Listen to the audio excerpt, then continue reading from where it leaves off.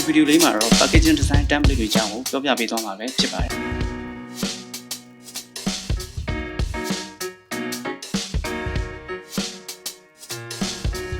standard page template မှာရှေ့ဘက်နောက်ဘက်နဲ့ထောင်းလို့ရတဲ့အောက်ခြေ area တွေပါဝင်မှာဖြစ်ပါတယ်အောက်ခြေ area ကအမြင်အဖြစ်သိအရေးမကြီးတာကြောင့် design စဉ်းစားတဲ့အခါရှေ့နဲ့နောက်အတွက်အဓိကစဉ်းစားရမှာဖြစ်ပါတယ်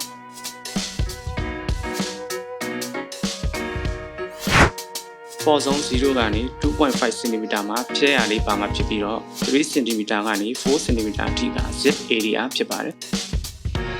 ဘေးဘက်အစွန်းကနေ 0.75 cm ကအိတ်ဖြစ်ဖို့အတွက်စီးပိတ်ရမယ့် area ဖြစ်ပါတယ်ဒါကြောင့် design ရဲ့ safe zone ကဒီ 0.75 ရဲ့အတွင်းထဲမှာဖြစ်ပါတယ်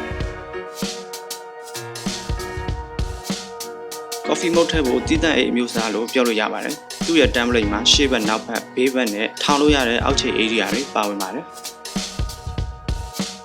ဒီဇိုင်းစဉ်းစားတဲ့အခါအမြင်အဖြစ်အရေးကြီးတဲ့ area တွေအတွက်အဓိကစဉ်းစားမှာဖြစ်ပါတယ်။ပေါ်ဆုံးကစပြီး3 cm ကနေ4 cm အထိက zip area ဖြစ်ပါတယ်။ဘေးဘက်အစွန်းတွေမှာ8ဖြစ်ဖို့အတွက် 0.75 cm C area တွေရှိမှဖြစ်ပြီးဒီဇိုင်းရဲ့ safe zone က 0.75 ရဲ့အတွင်းထဲမှာဖြစ်ပါတယ်။ Precisely Posh ရဲ့ template မှာရှေ့ဘက်နဲ့နောက်ဘက် area နှစ်ခုပါဝင်ပါတယ်။ဒီဇိုင်းစဉ်းစားတဲ့အခါဒီ area နှစ်ခုအတွက်စဉ်းစားရမှာဖြစ်ပါတယ်။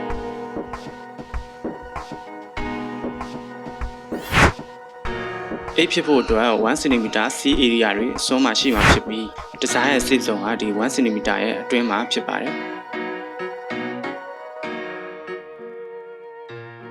ဒီ template မှာရှေ့ဘက်နဲ့နောက်ဘက် area နှစ်ခုပါဝင်ပါတယ်။ဒီဇိုင်းစဉ်းစားတဲ့အခါဒီ area နှစ်ခုအတွက်စဉ်းစားရမှာပါ။